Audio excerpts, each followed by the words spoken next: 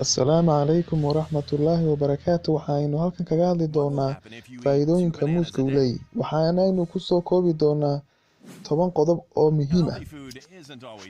Maxaa dhici kara haddii laba xabo oo muus ah aad maalintii cunto?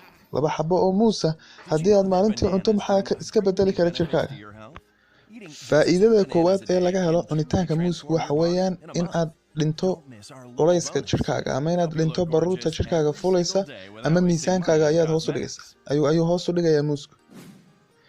Muuska waxaa ku jirta maado la yiraahdo fiberkuna waxa uu dhimaa in lasoo nuugo maadooyinka jirka kordhiya miisaanka jirka kordhiya ayaa uu yareynayaa maadada loo yaqaano fiber.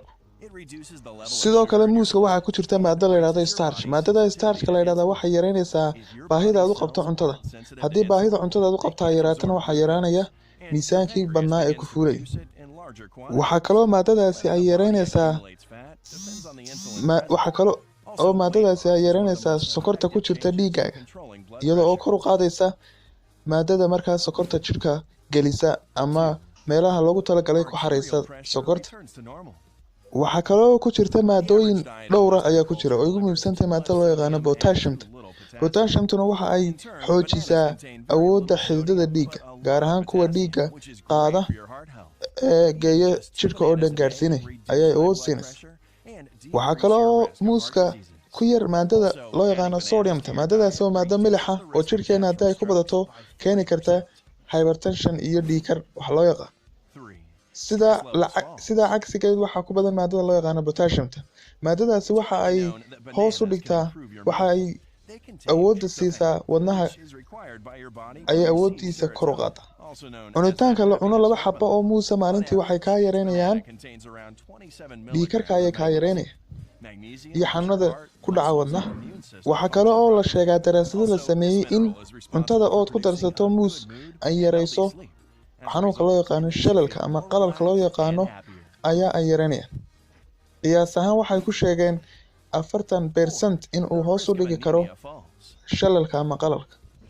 Faa'iidada saddexaad waxa weeyaan in uu yareeyo ama hoos u dhigo walwalka iyo walbahaarka. Waxaana ku jirta maado la yiraahdo tryptophan. Maadada la yiraahdo waxay awood siinaysaa ama ay carinaysaa in la soo daayo maado kale oo loo yaqaano serotonin. Maadada serotonin-kuna waxa la yiraahdaa waa dheecaankaasoo jirka ka dhiga happy ama jirka ka dhiga mid degan. Waxaa kaloo qiyaas ahaan ku jirta 27 milligram oo ah magnesiumtuna waxay awood siisaa in uu dhismo muruqeen iyo lafaha jirka in ay dhismaan ayay awood siisaa. Waxaa kaloo magnesiumtu awood kor u qaadi kartaa habdhiska difaacaga ee jirka. Waxaa kaloo ay ku siin kartaa maadada magnesiumta ee ku jirta muusku in aad seexato hurdo aad u wanaagsan oo caafimaad qabta. Qodobka afaraad waxa ay yareynaysaa khatarta qofku u galo dhiig yaraanta ama waxa loo yaqaano anemiyada. Waxaana ku jirta maado loo yaqaano iron. Maadada ironta la yiraahdana waxa ay kor u qaadaa ama ay kordhinaysaa samaysanka dhiigga. Samaysanka dhiiggu haddii uu kordhino waxa yaraanaya dhiig yaraantii hoos ayay kaaga degaysaa. Waxaa kale oo ay xoojisaa habdhiska dheefshiidka ee jirka. Muusku wax dhib ah kuma keeno qofku marka uu cunayo. Si fudud ayaa waxaa jirku caloosha ugu galaa dabeedna loo nuugayaa marka uu gaadho mindhicirada. Waxaa kaloo uu isna ka hortagaa muusku waxyaabaha uu ka hortago waxaa ka mid ah oo uu yareeyaa shubanka badan ee qofka ku dhaca. Waxaa kaloo oo uu leeyahay oo uu yareeyaa waxaan loo yaqaano gastriga ama asiidha badan ee caloosha isagana uu yareeyo. Taasina haddii kaa yaraato waxaa kaa yaraanaya calaamadihii uu qofku yeelanayay. Waxaa kale oo qodobka toddobaad ah inay kordhiso awoodda jirka. Awoodda jirka ayay kordhinayaa dabeedna qofkii hawlo badan ayaa u qaban kara isaga oo aan daalayn. Qodobka ugu dambeeya waxa uu noqonayaa aadka lagu adeegsadaa inay tahay in loo isticmaalo isqurxinta. Isqurxinta ayaa loo isticmaalayaa, waxaana lagu isticmaalayaa iyadoo la raacayo tallaabooyinka.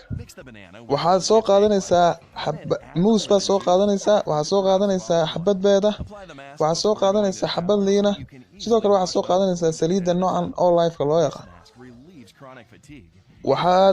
Muuskii waxaad ku dhex daraysaa ama ku dhex walaaqaysaa beedkii, dabadeedna waxaad ku daraysaa liintii ood ku tuujinaysaa in yar oo markaa saliiddii aan soo sheegnay Olive-ka la yidhahdana iyadana waad ku dhiiqinaysaa ama waad ku daraysaa. Markaad intaa samayso waxaad marinaysaa jidhkaaga intaanad maydhan ka hor. Taasina waxay caawinaysaa dhalaalka diirka ayay ka caawinaysaa jidhka. Taasina waxay ku saaraysaa